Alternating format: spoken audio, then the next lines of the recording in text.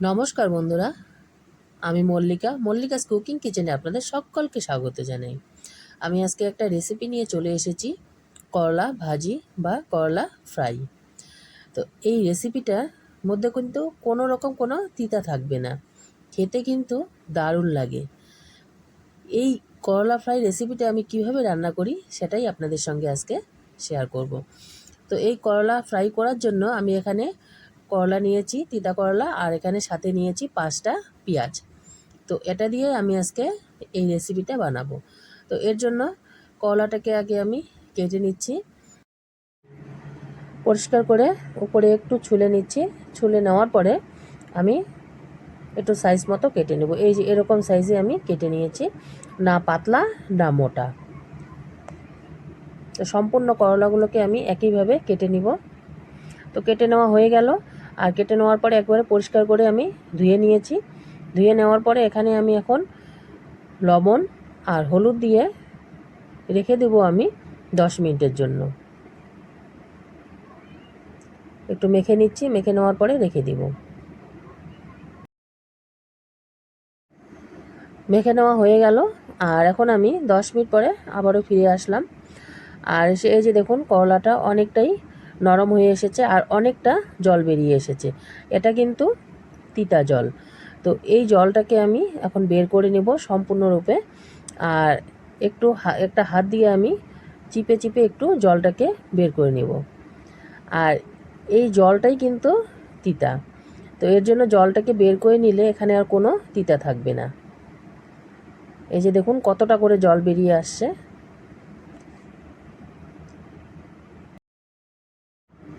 সম্পূর্ণ করলাগুলোকে আমি একইভাবে জলটা বের করে নেব করলাগুলো থেকে।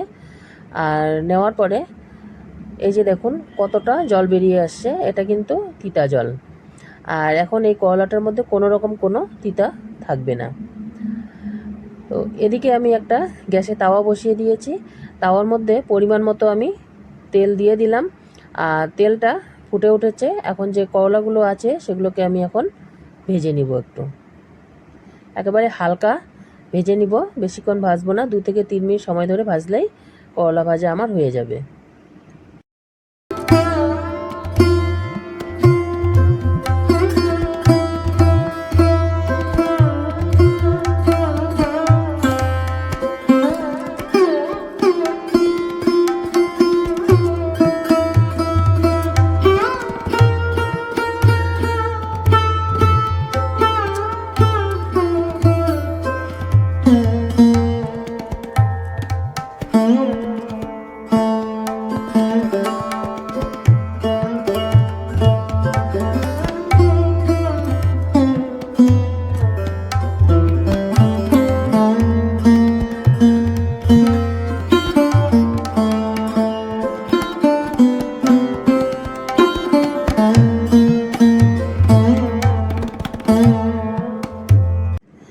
হালকাভাবে আমার করলা ভাজি হয়ে গেল।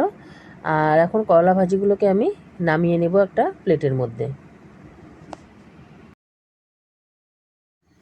সম্পূর্ণ করলা ভাজিগুলোকে নামিয়ে নেওয়া হয়ে গেল। আর ওই তাওয়ার মধ্যে আমি আবারও পরিমাণ মতো সাদা তেল অ্যাড করে দিয়ে দিলাম। দেওয়ার পরে ফোড়নের জন্য 1 চামচ মতো গোটা জিরে দিলাম, আর 1 চামচ মতো মৌরি দিলাম। করলা ভাজিতে মৌরি দিলে ফ্লেভারটা কিন্তু দারুণ আসে। আর 1/2 চামচ মতো কালো জিরা অ্যাড করে দিয়ে দিলাম। তো ফোড়নটা থেকে খুব সুন্দর একটা গন্ধ বেরিয়ে এসেছে।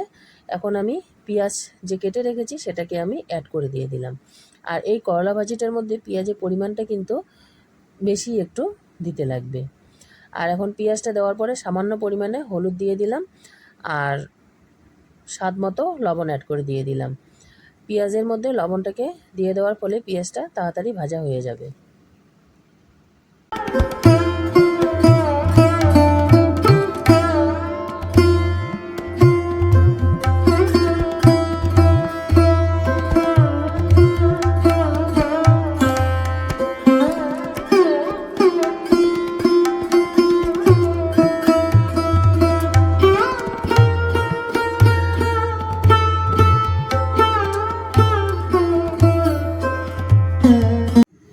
পেঁয়াজ আমার ভাজা হয়ে এসেছে। আর এখন আমি একটা গোটা টমেটোর হাফ কুচি কুচি করে কেটে দিয়ে দিলাম। দিয়ে দেওয়ার পরে আবারও আমি নেড়ে চেড়ে নিচ্ছি। আর নেড়ে চেড়ে নেওয়ার পরে এখানে আমি অ্যাড করব 1 চামচ মতো ধনিয়া গুঁড়ো আর 1 চামচ মতো জিরে গুঁড়ো। ধনিয়া গুঁড়ো আর জিরে গুঁড়ো অ্যাড করে দিয়ে দেওয়া হয়ে গেল। আবারও একটু আমি নেড়ে চেড়ে নেব।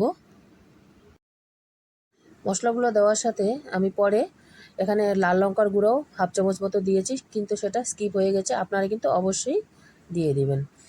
আর এখানে দেওয়ার পরে যে করলাটা আমি ভেজে রেখেছি সেই করলাটাকে অ্যাড করে দিয়ে দিলাম। দিয়ে দেওয়ার পরে ভালো করে একটু নেড়ে চেড়ে নিচ্ছি।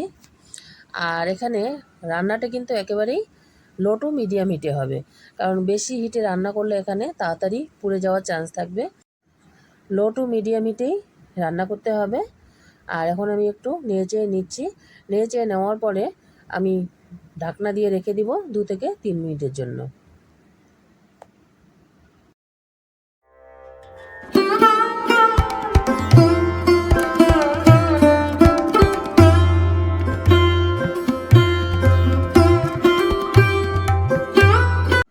দু থেকে 3 মিনিট পরে আমি ঢাকনাটাকে তুলে নিলাম। তুলে নেওয়ার পরে আবারও একটু আমি নেড়ে চেড়ে নিব।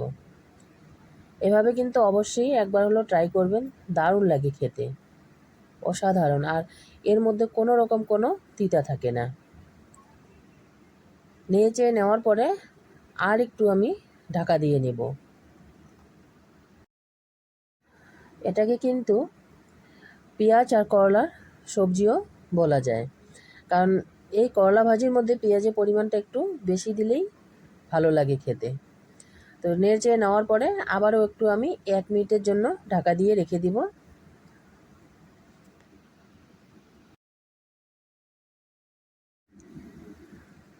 ঢাকা দিয়ে রাখার পরে আমি আবার ঢাকনাটাকে তুলে নিলাম।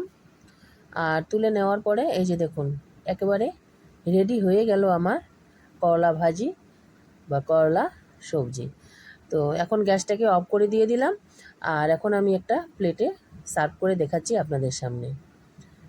তো বাটিটাতে আমি সার্ভ করে নিলাম। আর দেখুন কতটা সুন্দর হয়েছে দেখতে, খেতেও কিন্তু অসাধারণ লাগে, কোনো রকম কোনো তিতা থাকে না এই করলা ভাজিতে।